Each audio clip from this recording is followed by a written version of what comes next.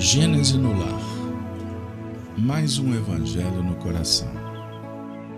Nos reunimos pela manhã para beber da fonte que o Senhor nos oferece através das palavras do evangelho, do esclarecimento que o Espiritismo tem nos oferecido. Agradecemos o pão distribuído pelo contato com os amigos da terra e os benfeitores espirituais que se aproximam dos nossos corações para nos inspirar, outros para nos abraçar, trabalhar as emoções, as saudades, pois esse encontro é espiritual. E os espíritos, a cada dia que passa, eles vão aprimorando os meios de comunicação conosco. Então nós vamos agradecer o dom da vida, a família, agradecer a inteligência, o conhecimento, a sensibilidade. Agradecemos o estudo, as adversidades, agradecemos o livro. E nesta manhã, oferecido por Allan Kardec, nós vamos dialogar com o livro A Gênese, os milagres e as predições segundo o Espiritismo. Hoje, mergulhando no item 15, capítulo 15, os milagres do Evangelho, o tópico 54, que é intitulado por Kardec Prodígios à Morte de Jesus. Então, farei a leitura do item 54, que na verdade é a narrativa de Mateus, no capítulo 27, 45, 51 a 53. Vamos lá. Ora, depois da 6ª hora do dia até a 9ª, toda a terra tornou-se coberta de trevas. Ao mesmo tempo, o véu do templo se dilacerara em 2, desde cima até embaixo. A terra tremera, as pedras fenderam-se, os sepulcros se abriram e vários corpos dos santos que estavam no sono da morte ressuscitaram. E saindo de suas tumbas, após a sua ressurreição, vieram para a cidade santa e foram vistos por várias pessoas. Agora, vamos mergulhar no item 55 com Kardec. É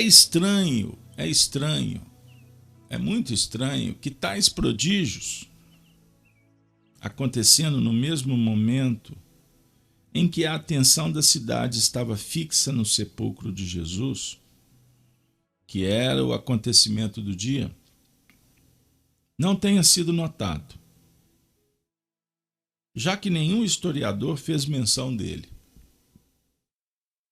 Parece impossível que um tremor de terra e toda a terra coberta pelas trevas durante 3 horas, em um país onde o céu está sempre de uma perfeita limpidez, tenha podido passar desapercebido. A duração dessa obscuridade está bem próxima da de um eclipse do Sol. Mas esse tipo de eclipse só se reproduz na lua nova. E a morte de Jesus ocorreu durante a lua cheia, dia 14 do mês de Nissan, dia da Páscoa dos judeus. O obscurecimento do Sol pode também ser produzido pelas manchas que se notam em sua superfície. Em caso semelhante, a claridade da luz fica sensivelmente debilitada, mas jamais ao ponto de produzir a escuridão e as trevas. Supondo-se que um fenômeno desse gênero tenha ocorrido nessa época, teria sido uma causa perfeitamente natural. Quanto aos mortos ressuscitados, é possível que algumas pessoas tenham tido visões ou aparições, o que não é nada excepcional. Mas como não se conhecia a causa desse fenômeno, afigurava-se que as aparições de indivíduos saíram do sepulcro. Os discípulos de Jesus, emocionados com a morte de seu mestre, sem dúvida associaram esse fato com alguns outros, isolados, aos quais não teriam prestado nenhuma atenção em outra circunstância. Seria suficiente que um fragmento de rocha se soltasse nesse momento para que as pessoas predispostas às maravilhas aí vissem um prodígio. E que, amplificando o fato, tenham dito que as pedras se partiram.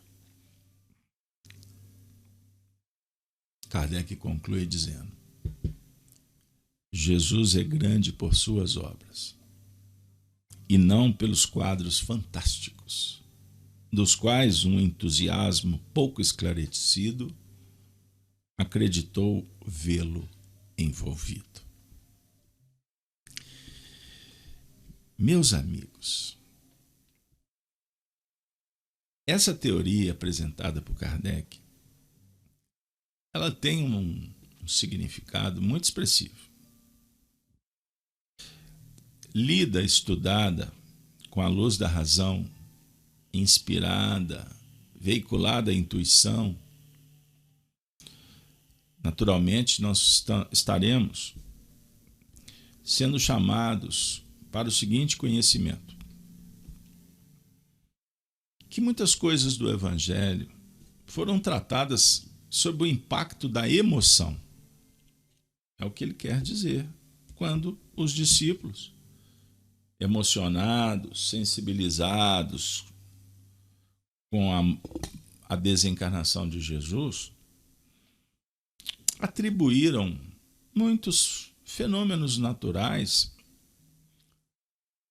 que podem, sem problema nenhum, dialogar com a metafísica, ou seja, a intervenção dos espíritos no que remonta a aparições, mediunidade, comunicações, efeitos físicos, que podem acontecer no dia a dia, mas foi naquele momento, podem ter sido vinculados exatamente por esse lado místico. E vai mais além. Esta fala, ela naturalmente pode trazer um certo incômodo, uma vez que por milênios nós fomos condicionados a levar as narrativas para uma interpretação do maravilhoso e do sobrenatural. Kardec está falando que não houveram fenômenos físicos? Não. Ele só está dizendo que, por exemplo, a narrativa, logo do início, que é impactante, observem, que depois da sexta hora até a nona hora, quer dizer, de meio-dia a 3 horas da tarde, toda a terra tornou-se coberta de trevas. Bom, isso é um eclipse, não é isso? Os espíritos derrogam leis da natureza para deixar registrado que houve um eclipse provocado pela espiritualidade, para marcar, para ficar assim, bem emblemático a morte de Jesus, para que todo mundo pudesse ser chamado para valorizar os superpoderes. Nós acreditamos nisso de alguma forma por muito tempo. Kardec vem nos auxiliar com uma chave que em momento algum dialoga sobre os poderes, o conhecimento, a autoridade de Jesus. Na verdade, está dialogando com a humanidade, para que a gente possa fazer uma nova leitura. E o interessante, porque o impacto a tragédia, e aí nós nos remontamos à Grécia, é um recurso didático que favorece o aprendizado, sem dúvida. Pois tocados no sentimento, nas emoções, nós podemos inclusive aprimorar ou dar mais eficiência ao aprendizado. Faz parte do processo.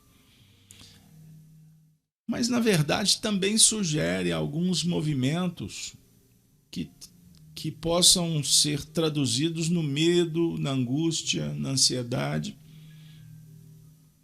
ou nessa contemplação que transfere responsabilidades, poderes, porque, por sinal, é mais cômodo.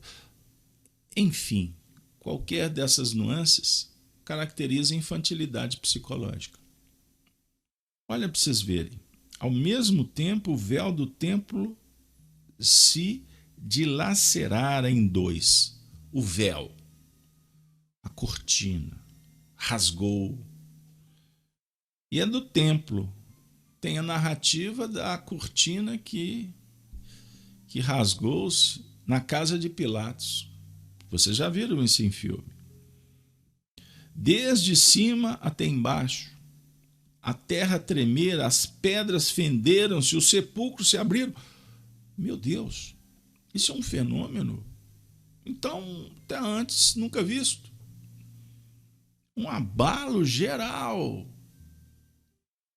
Aí, se nós debruçarmos na história, lá não tinha nenhum vulcão em erupção, não teve qualquer cataclismas, enfim, porque senão isso seria registrado por outros e não ficaria apenas no livro do Novo Testamento.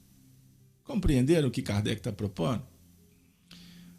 Pois bem, mas ele encerra de uma forma extraordinariamente bela. Jesus é grande por suas obras. Jesus veio construir um pensamento sobre o ponto de vista do amor, do conhecimento das leis e da vivência, uma vez que ele é a referência, porque deu exemplo. Exemplo de mansuetude, de bondade, de carinho, de amizade, de fraternidade, de caridade, de igualdade, de liberdade. Propondo uma meta: felicidade, plenitude, conquista. Conquista interior. O reino dos céus está dentro, não está fora. Mas, sem sombra de dúvida, essa passagem também sugere reflexões espirituais, aliás, as mais importantes. Porque há momentos na vida cíclicos, dentro de ciclos, para formar uma frase mais clara, que as coisas se abrem. A terra balança. O véu do templo se dilacera em dois. Poxa, por que o véu do templo se biparte? Poderia dizer assim, o templo velho abrindo para o templo novo? A dualidade? A separação do certo e do errado? O ortodoxismo para uma ideia que liberta, que propõe autonomia, e é desde cima até embaixo a definir o seguinte, que mudança não tem meia verdade, é mudança. A mudança não pede licença. A terra tremera, sob o ponto de vista filosófico, a terra tremeu com a vinda de Jesus. A terra antiga, porque ele falava da terra nova, da terra da promissão. As pedras fenderam-se. Pedra, filosoficamente no Evangelho, podem representar cristalização, pedra do orgulho, do preconceito, da indiferença. Sepulcros se abriram. Olha que beleza! Então os sepulcros encerravam a morte. Com a luz do Cristo, os mortos ressuscitam. Os mortos saem das covas. Porque, na verdade, essas almas não se encontram ali. Podemos falar dos portais que se abrem. O último aguilhão a ser vencido à morte, como afirmara Paulo de Tarso. O Espiritismo é o advento que vem ao mundo para nos mostrar que não existe morte.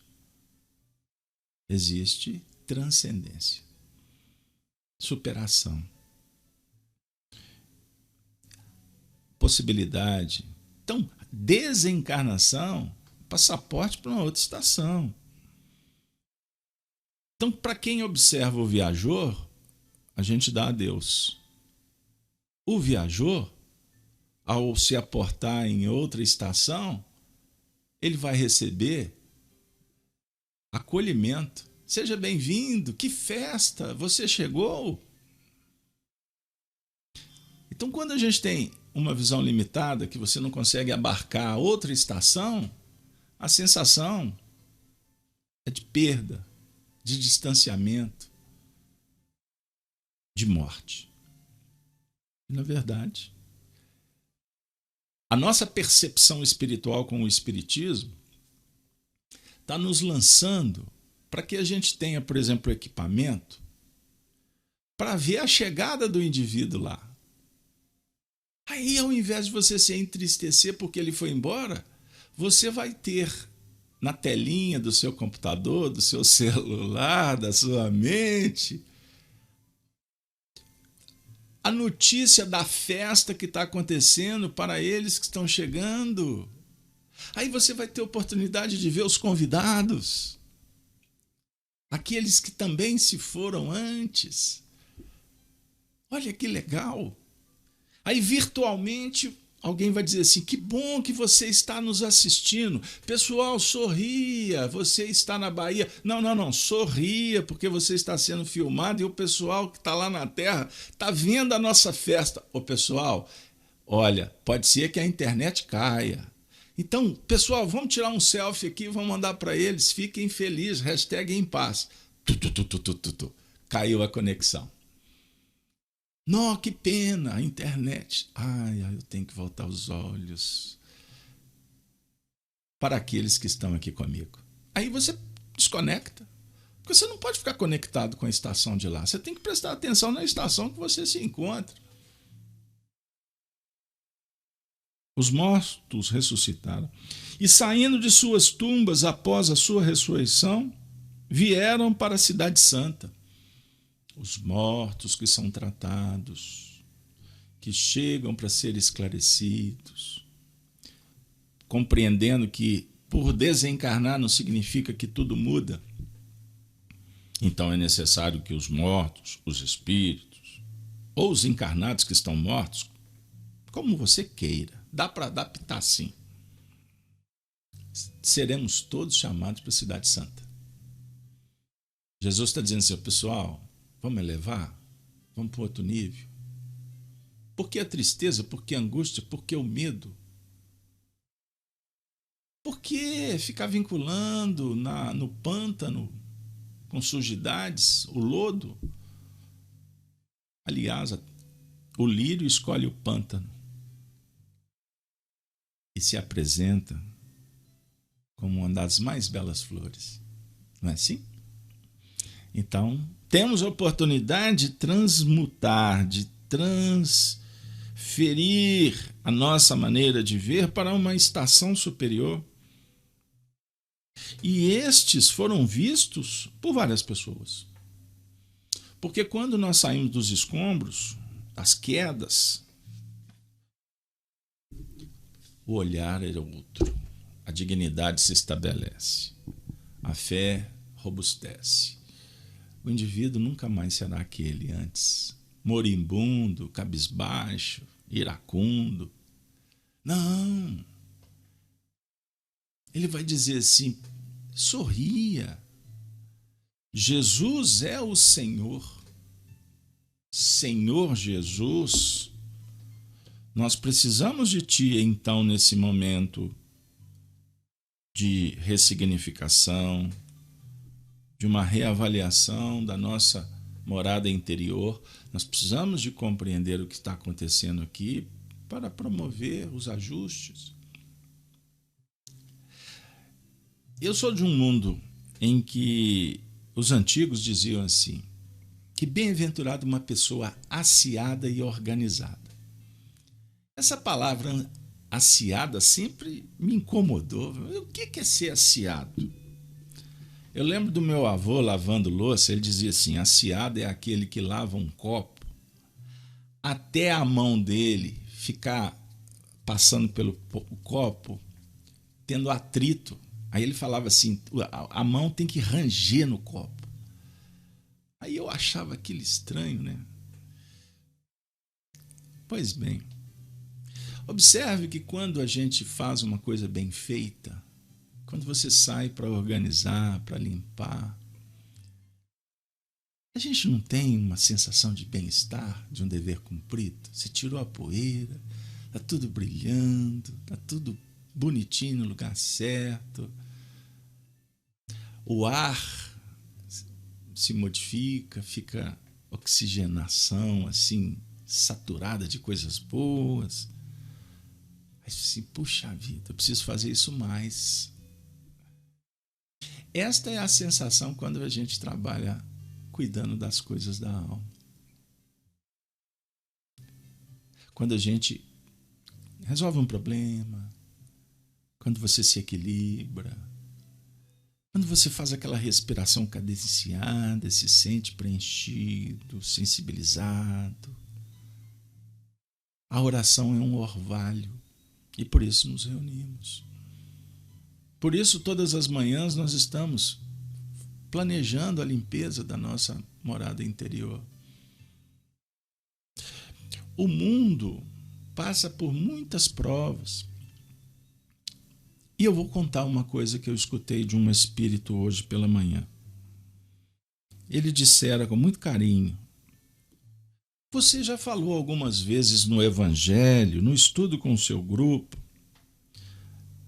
inspirado de uma forma muito produtiva, de uma música que diz que o mundo não parou, o mundo desacelerou.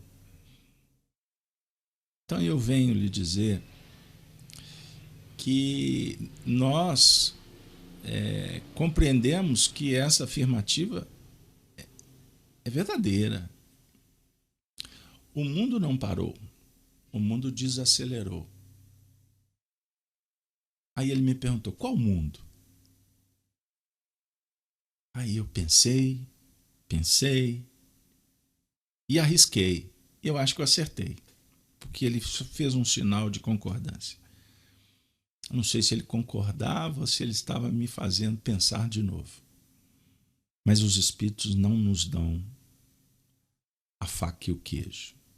Eles falam aonde estão e que nós que temos que procurar. Mas eu disse para ele: o mundo material? Ele disse: o mundo espiritual, sob o ponto de vista moral, nunca marchou com tanta intensidade e com tanto interesse em mudanças. Por isso, eu concluí, caso Alberto, que o mundo material está parando e o mundo espiritual está acelerando. É muito claro isso. Porque você diminui o ritmo por uma série de razões que nós não vamos entrar no mérito, se concordamos, se discordamos, se é ciência, se é não ciência. Isso tem a ver com o diálogo das opiniões, que geralmente na Terra são destituídas de fundamento espiritual. Geralmente, olha o que eu estou dizendo. Uma coisa é você ter conhecimento e opinião, outra coisa é sabedoria. É um outro estágio. E para ter sabedoria, para conquistar a sabedoria, naturalmente a gente tem que abarcar vários ângulos de uma mesma história. Eu dialogo com amigos e costumo dizer: faça uma força para você não ver só um lado da moeda. Mesmo que você tenha preferências, faça uma força para você olhar para o outro lado. Porque nós temos que encontrar o caminho do meio e não ficar aventurando ilusoriamente, abraçados com homens que são tão frágeis e ignorantes como nós outros. Nós abraçamos os homens para amá-los, para sermos amigos. Mas nós precisamos ser verdadeiros, sintonizados com a justiça divina. É aquela bela frase de Marco Túlio Cícero, o estoico romano: ame a verdade e depois o amigo. Pois se amar o amigo e não amar a verdade, não estará sendo amigo. Ontem eu falei uma frase para um companheiro muito querido. Ele me disse: para boa convivência a gente tem que usar algodão no cristal. Eu disse: sem dúvida que a amizade requer sensibilidade. Mas se não apoiarmos no que é o fato, o cristal quebra do mesmo jeito. E quando nos apoiamos no que é justo, no que é belo, no que é verdadeiro, se o cristal vai quebrar por conta da ilusão, a justiça divina amanhã vai robustecer o vaso da relação de uma forma significativa e perene. Significa que a relação que se alimenta por tapinha nas costas e vamos fingir que está tudo bem, é uma dinâmica que está dialogando com a injustiça, não é com a justiça. Sabe aquele papai que fala assim: meu filho é isso? O papai não pergunta se o filhinho vai gostar ou não. É isso, filhinho. O Senhor Jesus nos abraça. E nós abraçamos a sua proposta com humildade, com carinho. E nesse instante, nós suplicamos: Jesus, que estejas conosco, que estenda sobre a nossa cabeça a tua destra, magnetizando-nos com a tua luz de bondade, de mansuetude, de força, de saúde. Ajuda-nos, Senhor, para que possamos encontrar os recursos saneadores, para que o nosso perispírito seja agregado por energias superiores, o nosso sistema imunológico responda. Sejamos alegres, confiantes, esperançosos. Senhor, ajuda-nos. Senhor Jesus, com a nossa jubilosa gratidão pela assistência de todos os minutos, humildes servos daqueles servidores que te sabem realmente servir, aqui te ofertamos o nosso louvor singelo, aqui se aliam as nossas súplicas incessantes. No campo de atividade em que nos situas, por acréscimo de confiança e misericórdia, faze-nos sentir que todos os patrimônios da vida te pertencem, a fim de que a ilusão não nos ensombre o roteiro. Mostra-nos, Senhor, que nada possuímos, além das nossas necessidades de regeneração, para que aprendamos a cooperar contigo em nosso próprio favor. E, na ação a que nos convocas, ilumina-nos o passo para que não estejamos distraídos. Que a nossa humildade não seja orgulho, que o nosso amor não seja egoísmo,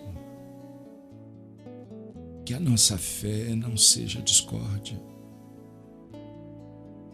que a nossa justiça não seja violência, que a nossa coragem não seja temeridade, que a nossa segurança não seja preguiça, que a nossa simplicidade não seja aparência, que a nossa caridade não seja interesse, que a nossa paz não seja frio enregelante, que a nossa verdade não seja fogo destruidor. Em torno de nós, Mestre, alonga-se infinito o campo do bem,